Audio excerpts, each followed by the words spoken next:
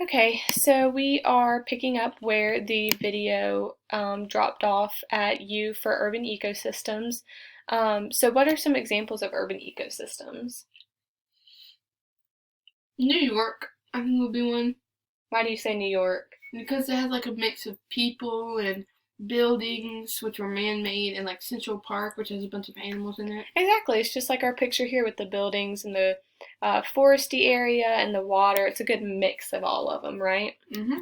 V is for viable population. Viable population is when a population of organisms or species can survive on its own. Viable populations have the ability to survive reproduction, like genetic issues, and survive damages to their ecosystem. Viable populations are considered to be the healthy population in the ecosystem, so kind of the stronger animals. W is for wetland. A wetland is an ecosystem that is completely covered by water. Wetlands can be permanent or can occur seasonally. Wetlands can be marshes, swamps, lakes, and more. Plant growth and organisms in wetlands are very specific to the ecosystem based on the consistent wet soil and water. X is for xeric. Xeric ecosystems contain a very dry climate and land. Xeric ecosystems include deserts or dry shrublands or fields. Xeric ecosystems must collect what little moisture they may receive and store it in plants like cactuses. Animals in xeric ecosystems can survive the dry and hot climate. So can you think of any like deserts and like maybe the animals that might be in the deserts? Lizards, Lizards, like porcupines. maybe porcupines, maybe some snakes too. Mhm. How do you think they stay cool in such a dry climate where it's very dry and hot, like xeric climates? They hide under rocks. Oh, yeah, I bet they do. That's awesome. Y is for yellow rain. Yellow rain, or also called acid rain, is poisonous powdery yellow-colored rain.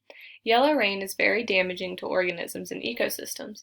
Yellow rain mainly affects lakes, streams, wetlands, oceans, and more aquatic ecosystems. When the water becomes poisoned by the yellow rain, it kills the organisms in that ecosystem and then travels to other ecosystems in need of water to survive, which it then kills their ecosystem, like plants and animals and humans.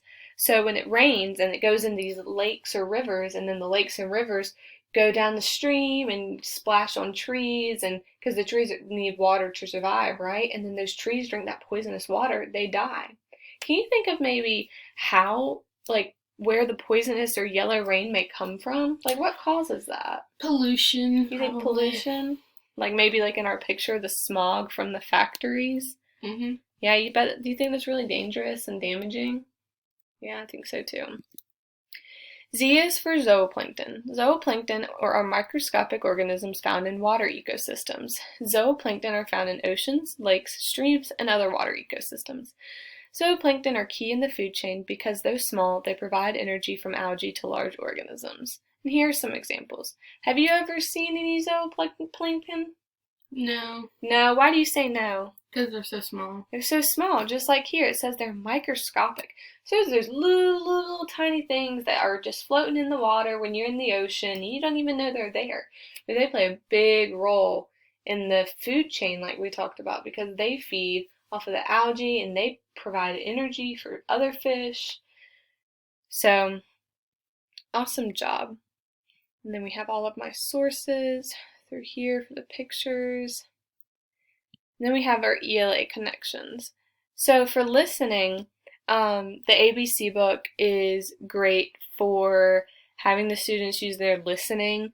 Like in a book read aloud, the class or the students have to listen for specific details in the text. The students can use aesthetic listening by enjoying what they're learning, but also understanding what they're learning and really predicting, visualizing, and making connections to the text like we were when we were going through the ABC book. The students will also use efferent listening for understanding the different words and what they may mean in the different parts of an ecosystem. For speaking, this book is great for when you, as a student, want to read an ABC book to the class or to a small group. And of course, like as a teacher reading, we were having discussion, asking questions, answering questions, and it creates great discussion among teacher and student to really get the students speaking. Reading, the students can read the ABC book and go through the reading process by pre-reading, reading, responding, exploring, and applying, just like we are now. We talked about the pre-reading and about the book and the standards, and we talked through the book, and now we're talking about the book afterwards and just different aspects of the book that we learned and how we could potentially use that information in the future.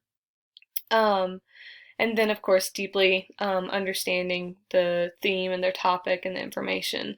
For writing, the students can either take notes from this ABC book as we were reading it, or they can actually make an ABC book on their own, picking a topic based on the standard and, like I said, a topic, and you can create your ABC book using your own pictures, your research, and really practicing that writing process of pre-writing, drafting, revising, editing, and publishing to work on your writing skills and create your own book, because that's really exciting.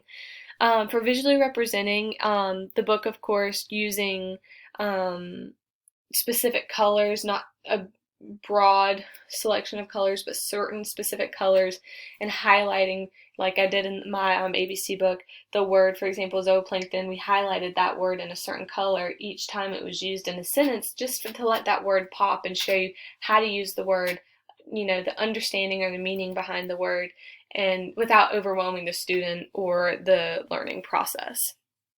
And creating confusion. For viewing, of course, is providing images. The images throughout the book help you deepen your understanding and about the word, the definition, and really visually seeing what that word means, because a lot of students and people need to see what a word means and how it, is interacting. Like we were, the word quadrant, the squares that you use to study with, really seeing that can help students understand the text better, or the words better. And then a little biography of me. So let's go back to our beginning to review our book. So, reading through this book, what are some things that really stood out to you? The ecosystems are like a very important part of how we live and what we do. Why do you think they're really important? Because, like, if it was, because different ecosystems have like different food chains, which determine what like gets eaten and what lives, and then it also has different like habitats where like we would want to live somewhere nice that's like kind of hot and kind of cold sometimes, but like polar bears wouldn't live down here because they need it cold. Mm-hmm. So it's like important for like that. I love your use of words that we actually had in our ABC book. So just like our abiotic and biotic factors and the species, like they all play an important role in each ecosystem. And it's not easy to jump to different ecosystems like you were talking about with the polar bear. We can't live where a polar bear lives, and a polar bear can't live where we live, because they're such different ecosystems, different abiotic factors, biotic factors, food, water, just different sources. Um, can you think of any examples that maybe an example of an ecosystem, or examples of things you've seen in ecosystems?